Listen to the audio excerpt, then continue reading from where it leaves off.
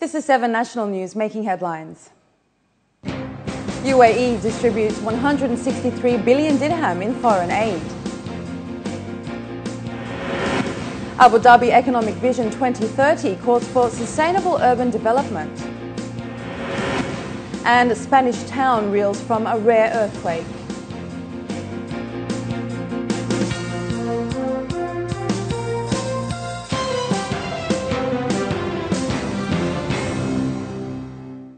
The UAE has given a total of 163 billion dirham in foreign aid to 92 countries. Speaking at the AIM recently, Sheikh Lubna Al-Qasimi, Minister of Foreign Trade, said that since the UAE's formation up to 2010, the country has distributed this amount in global financial assistance, according to a local report. She added that foreign aid is also a top priority in the UAE's international commitments. According to the Ministry of Foreign Trade, the UAE ranks 5th among developing countries that maintain trade partnership with underdeveloped countries. And the AIM conference concluded today on a positive note with a focus on foreign direct investment in sustainable urban development. The correlation between FDI and urban planning has been set out by the Abu Dhabi Economic Vision 2030, a framework aimed to improve quality of life through key areas such as economic, social and human development, proper infrastructure and government involvement. The need for a balanced approach and further diversification into non-oil sectors with high-value employment opportunities, including women's participation in the job market, were part of the panel discussion. In Abu Dhabi, we have conceived the Urban Plan 2030, the Urban Vision 2030, which at the same time stimulates growth and enables growth for the entire emirate, but has a very sustainable framework. Abu Dhabi realizes that it wants to be competitive with the rest of the world, and urban growth at this point in time in the 21st century has to go along with sustainability. It is expected that with emphasis on renewable energy and entrepreneurship, the overall annual growth rate for Abu Dhabi is expected to quadruple from the existing 6 to 7%. We started several initiatives. We are doing several detailing for several settlements and several neighborhoods, and mostly we are going with the implementation with the municipalities within next year to start taking phase 1 for each master plan and start doing the implementation for it. The spirit of volunteerism is very much alive among the students at the American University of Sharjah. More than 70 students from the educational institution dedicated their time to make the dream of a family come true.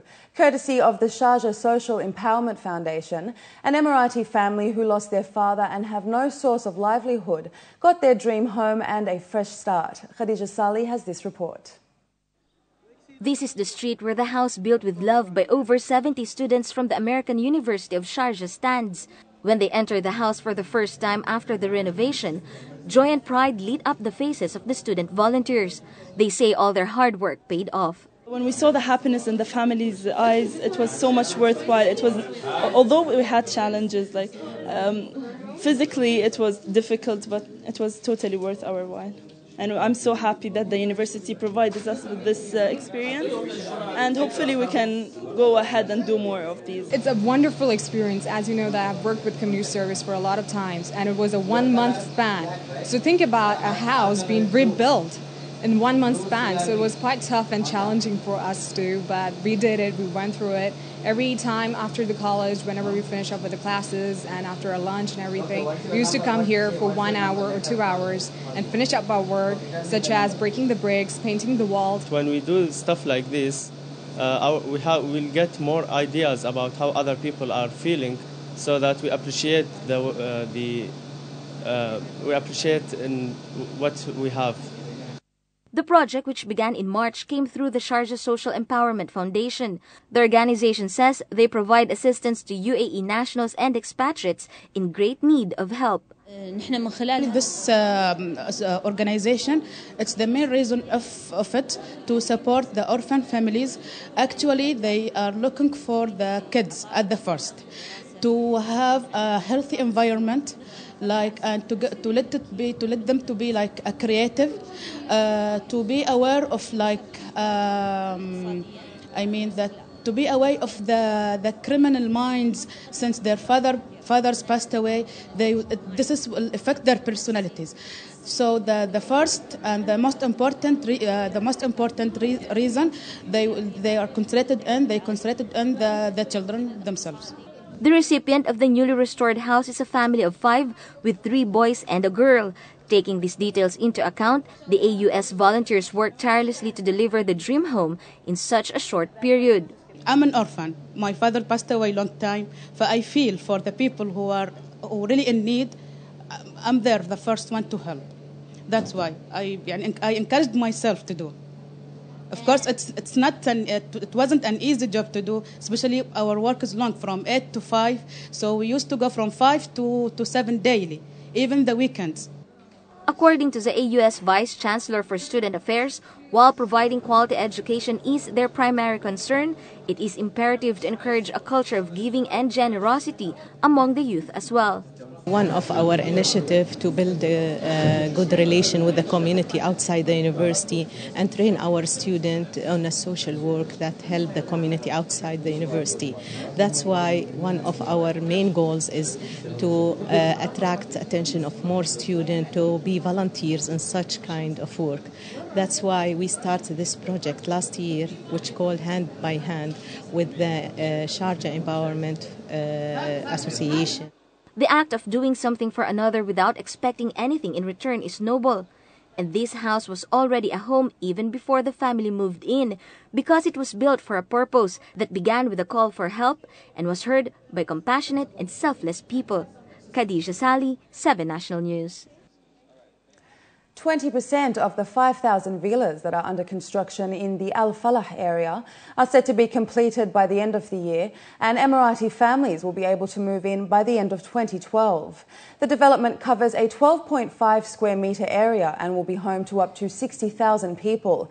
The project was launched by the Urban Planning Council to provide houses to Emirati families. The UPC is looking to build more than 50,000 homes for nationals over the next 20 years, 30,000 in Abu Dhabi and 20,000 in Al Ain. The UPC is currently working on 11 projects, national housing projects, worth 22 billion dirhams. The houses provided are free to Emiratis with pool and gardens to be an extra cost. The housing projects are in line with Abu Dhabi's 2030 vision. A lack of women in the growing field of IT is noticeable, according to industry experts, with many young women in the UAE showing interest and great potential in contributing to this sector. Microsoft is encouraging young female students with Digi Girls. Now in its 3rd year, Digi Girls is a full-day event that highlights the different topics in IT. Female students, primarily from public schools, are being exposed to the industry's latest developments to technology and career opportunities. It is hoped that through this event, many more will explore the roles they can play in the growth of information technology. Key intention is to expose young ladies in their school years to their career options in the area of IT.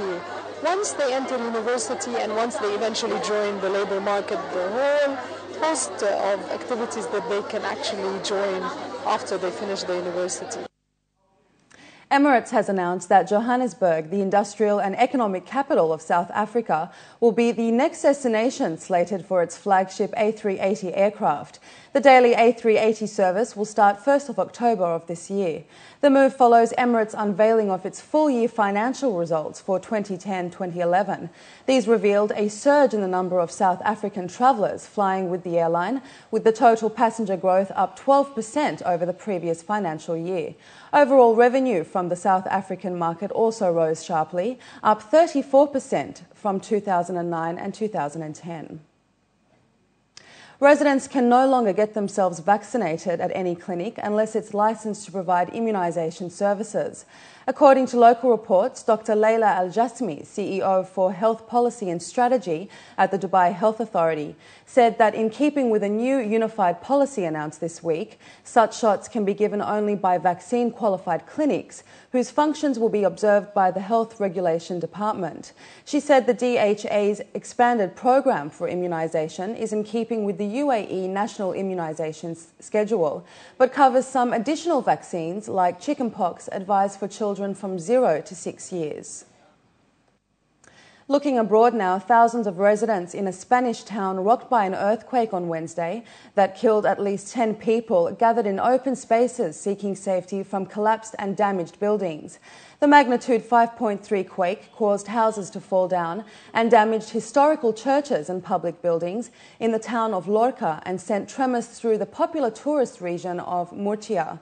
A central government delegate told national radio the whole of the centre of Lorca had been seriously damaged, leaving thousands of disorientated people afraid to return to their homes. Elsewhere in the Mediterranean, in Rome, thousands of people stayed away from work and school on Wednesday due to earthquake fever over a decades-old prediction that a huge earthquake would destroy Rome on May 11 of this year.